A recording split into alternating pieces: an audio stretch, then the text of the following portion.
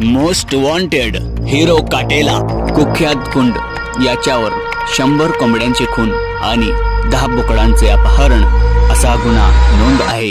मग चला पाहू मित्रांनो याचे कारनामे। मारा सुपारी तूच घेतोस ना? हे घे सुपारी। फोटो व्हॉट्सअपला सेंड केलाय। फीस भर नाही, पैसा लागते आपल्याला। किती पैसा? किती?